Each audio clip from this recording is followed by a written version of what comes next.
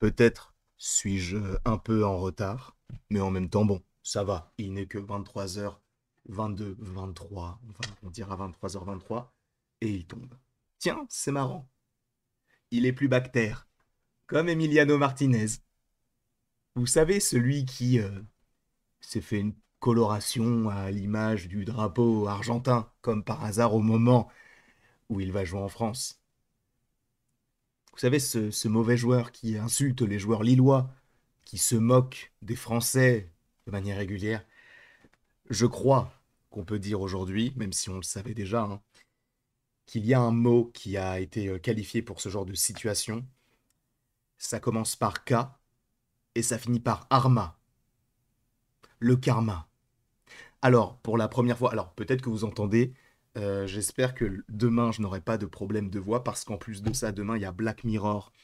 Et alors, je le précise, hein, je vais regarder un épisode, je vais vous faire une vidéo, ensuite on fera la vidéo de l'épisode 2 le lendemain, puis en fait on va faire ça tous les jours pendant 6 ou 7 jours, le nombre d'épisodes qu'il y aura. Donc j'espère que je n'aurai pas la voix cassée, ce serait un petit peu dommage parce que oui, je suis allé pour la première fois dans un bar avec une grande télé pour aller suivre un match du Paris Saint-Germain. Habituellement, je le regardais, enfin je les regarde avec mon papa, sauf que bah, étant donné que j'ai déménagé, je ne peux pas à chaque fois aller chez mes parents pour aller voir le match. Et là, bah, j'étais avec des amis, c'était super cool.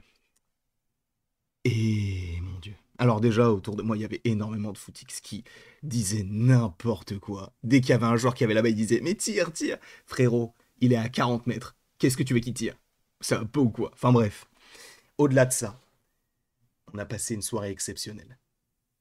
Exceptionnelle. C'est vrai que, en vrai, maintenant, j'appréhende avec tous les adversaires du Paris Saint-Germain. Je ne peux pas me dire, ah non, mais là c'est facile, ce ne sera jamais simple. Déjà, à ce stade de la compétition, c'est impossible que ce soit simple, mais en plus de ça, quand tu sais qu'on s'est fait remonter par l'équipe C de Manchester United, quand tu sais qu'on a eu la remontada, bon, ça restait le FC Barcelone avec Messi, Suarez et Neymar, mais quand même, tu vois, il y a des moments où en fait on se disait c'était bon et ce n'était pas bon. Donc aujourd'hui, je marche avec la peur au ventre hein, quand on parle de Ligue des Champions et du Paris Saint-Germain. Et donc forcément, j'avais une petite appréhension. Je voyais, j'ai regardé d'ailleurs quelques matchs de la saison d'Aston Villa. Vous allez me dire, mais tu n'as rien à faire dans ta vie? En effet.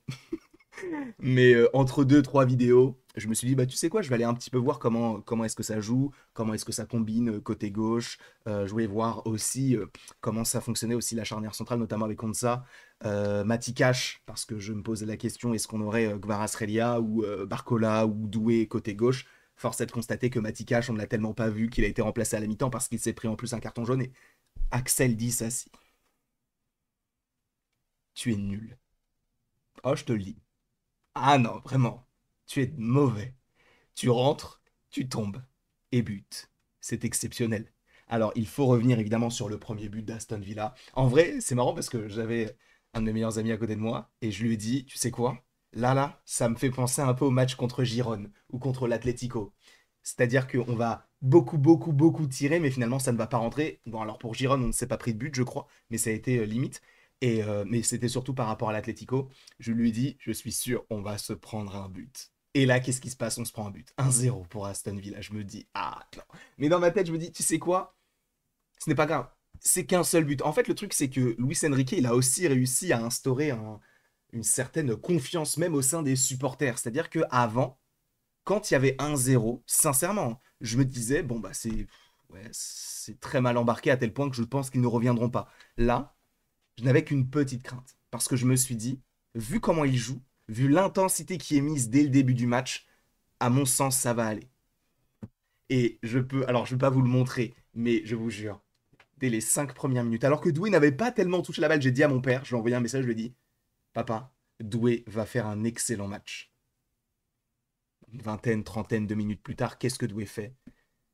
Il récupère, enfin, on lui passe la balle, Nuno Mendes, je crois qu'il lui passe la balle, il longe, frappe, part rentrante. C'est à ce moment-là que j'ai commencé à perdre ma voix. Désiré Doué, tu es exceptionnel. Tu es une pépite. Je te remercie pour tout ce que tu fais parce que, en vrai, le truc, c'est que on le compare souvent à Neymar, etc. À juste titre, hein, la manière de jouer peut être semblable. En revanche, Faut aussi revenir sur le fait que Neymar, il faisait de temps en temps des petits gestes techniques qui ne servaient pas à grand-chose là. À chaque fois, ou en tout cas la plupart du temps que Désiré Doué prend la balle et fait un geste technique, c'est utile. Ça a un intérêt. Et c'est génial. Donc il a mis ce premier but.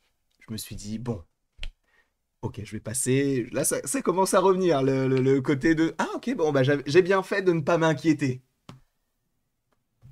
Gvara. Oh, Gvara. Non, c'est trop. C'est l'enchaînement que tu fais et le but en angle fermé dans la lucarne opposée. Mon gars, t'es exceptionnel. Vous êtes tous exceptionnels. Alors évidemment, il y avait des joueurs qui étaient un peu moins dedans, notamment pour... comment s'appelle-t-il Ousmane Dembélé. Bon, il n'était pas forcément trop dans son match, et ce n'est pas très grave, puisqu'il y a eu quand même 3-1. Et évidemment, il faut aussi parler du but de Nuno Mendes qui fait la feinte et qui ensuite tire. Nuno Mendes, faut pas oublier que avant d'être un latéral gauche, et ça on en avait déjà parlé, c'est un buteur. Et il l'a démontré. C'est un latéral qui est très offensif, à tel point qu'il pourrait même jouer ailier gauche. Et c'est exceptionnel. C'est exceptionnel. Alors, j'ai une petite ombre au tableau. C'est Marco Asensio. En vrai, je trouve ça petit. Alors, je ne sais pas s'il y a eu des déclarations du joueur ou quoi aux caisses, mais je trouve ça petit de l'avoir hué quand il est rentré. Ça reste un joueur du Paris Saint-Germain, il n'est que prêté. Alors, vu les prestations qu'il propose avec Aston Villa, on peut supposer qu'ils vont finir par l'acheter, mais ça reste pour l'instant un joueur du Paris Saint-Germain. Et la manière dont il a été hué, alors qu'en vrai, Marco Asensio, il n'a pas craché sur le club, en tout cas pas à ma connaissance, il n'a pas été horrible non plus. Bah, je trouve ça vraiment dommage, tu vois, parce qu'on a l'habitude de vraiment saluer les supporters. Alors, je ne dis pas que tous les supporters ont fait ça, je dis simplement que le fait qu'on l'ait hué, je trouve ça petit, sincèrement. Parce que, encore une fois, bah, il n'y est pour rien en fait. Il a été prêté dans un club qui est allé plus loin en Ligue des Champions que ce qu'on aurait pu imaginer. Comme par hasard, boum, on tombe contre lui, il n'y peut rien. Donc, le huer alors qu'il se peut qu'il revienne la saison prochaine et que s'il marque, vous l'acclamiez, je trouve ça petit. Personnellement, je trouve ça vraiment, vraiment dommage. Après, j'ai passé un excellent moment. On a dominé du début à la fin. Le milieu de terrain était stratosphérique. Beraldo, j'avais un petit peu peur, mais alors c'est vrai que de temps en temps, il a perdu la balle et ça nous a mis dans une situation peut-être un peu confortable, mais dans la plupart des scènes, en tout cas la plupart des moments qu'on a vécu, il a été présent. Il a été très, très, très bon. En tout cas, voilà tout ce que j'avais à dire concernant ce match que j'ai pris un malin plaisir à regarder. Je n'arrive même plus à parler tellement je suis fatigué, mais Emiliano Pérez, à part le karma, j'ai envie de te dire, chais. Et évidemment, n'hésitez pas à aimer, à partager, à commenter la vidéo si vous en avez envie. Et on se retrouve d'ici quelques temps pour de nouvelles vidéos, pour de nouvelles aventures.